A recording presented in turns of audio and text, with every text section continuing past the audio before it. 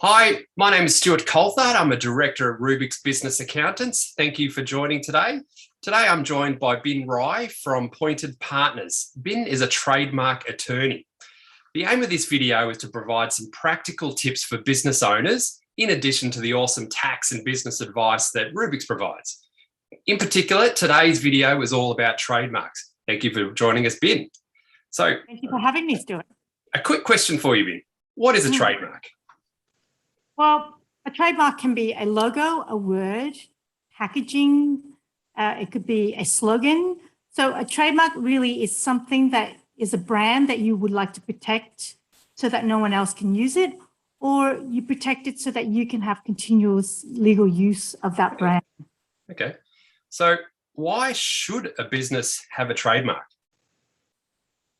Well, essentially, the reason why they would need a trademark is that the company name and a trading name, even the domain name and sales history of their products or services doesn't actually give you the legal protection for that brand in the marketplace. So you might have a company name, but that company name actually only identifies you for tax. It doesn't actually give you the legal rights to promote that brand in the marketplace. So if I set up a company or a business name as well as a web domain, that isn't enough. Is that what you're saying? It is not enough. There's that is a misconception in the small business industry.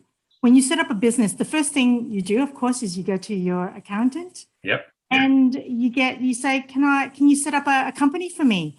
And usually, if you can get a company name, and you will say, well, okay, well, you've been given a company name, and the logic is that, well, ASIC's given me a company name, therefore I should have the right to just go and promote this brand.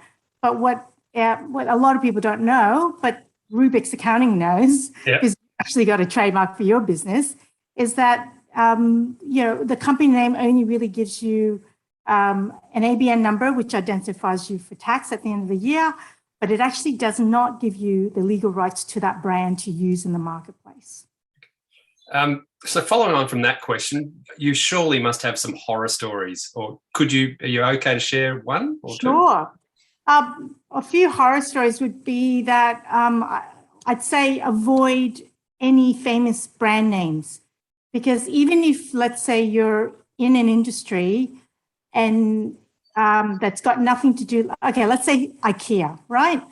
If IKEA is a very well-known brand, but if you start wanting to use IKEA as part of your name and you're going to be in furniture, well, IKEA is going to come after you. So I think recently, maybe in the last 5 years, someone had called their business Stalkia, okay?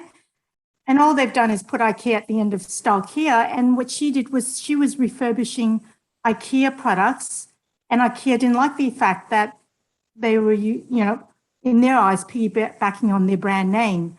Another good story was a small chocolate company in Adelaide. They were called Number 5 Chocolates. And of course, Chanel, this perfume brand, came after them. And of course, Chanel does not make chocolates. They are in the business of cosmetics, beauty products, handbags, clothing. They don't actually make chocolate.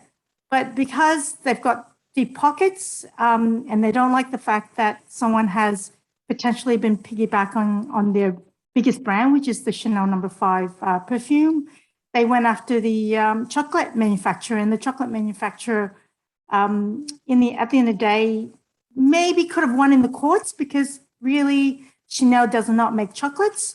But do you have actually 100,000 to go to court to prove something technically incorrect? So really, for small businesses, avoid any famous names, even if you're not in the industry, because the big players in the marketplace are very serious about protecting the brand. Yep. So Stuart's McDonald's burgers I should stay away from that. That's right. So if your surname's McDonald's, sorry, you can't go in the burger business. So as a small business, when should you be thinking about getting a trademark? Starting up, or when you're trying to promote a brand?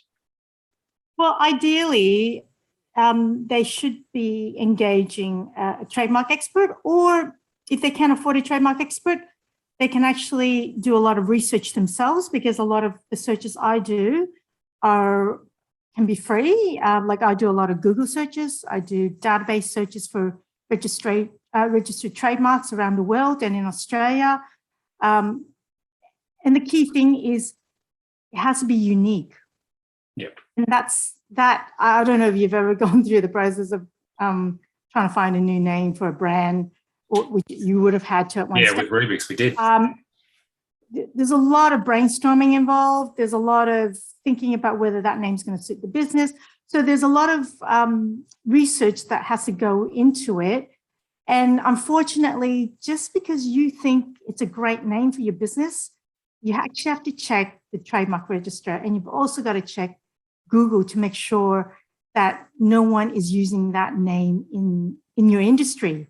And I also, when I do the searches, I go a little bit further. So let's say if you're a swimming pool company and you're wanting me to help you find a new name, well, I wouldn't just look at swimming pool. I would look at construction, decking, pool decking, because all those other businesses are associated, what we call associated services.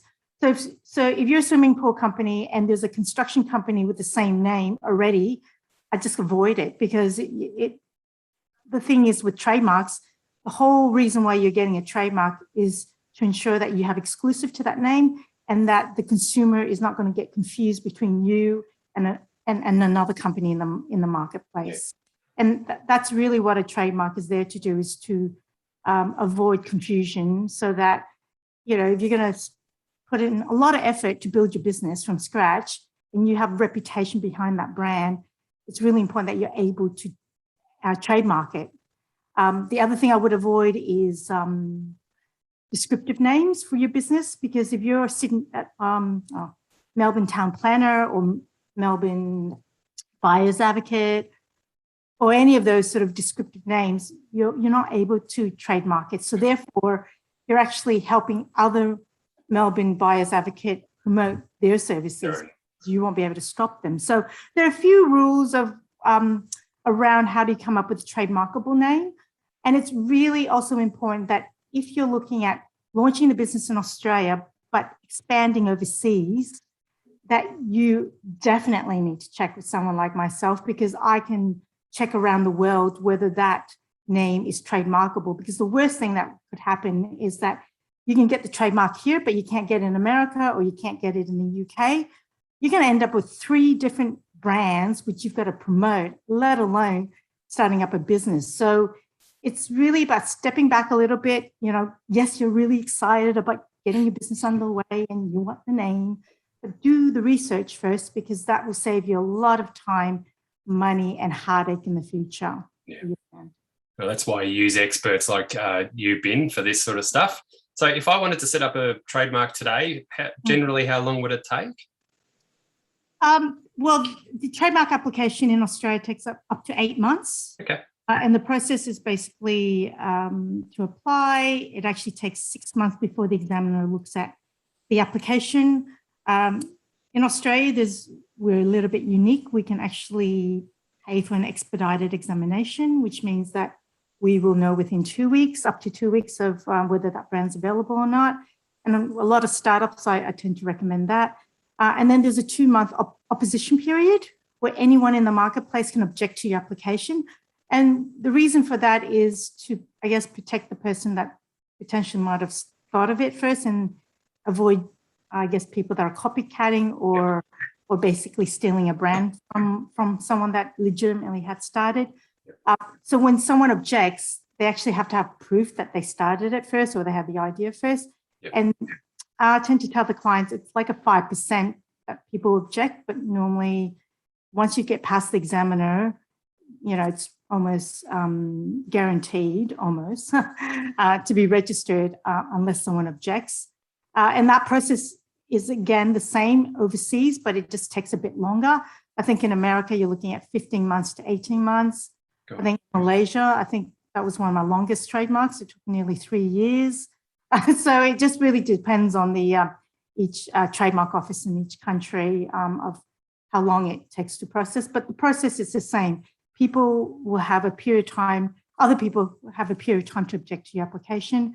And when you apply for a trademark, there are 45 classes of protection, and it's really important to get that protection claim right, because there's no, I mean, we've had clients come to us later to either renew or to get another trademark, and we would audit or do a brand audit on the existing protection.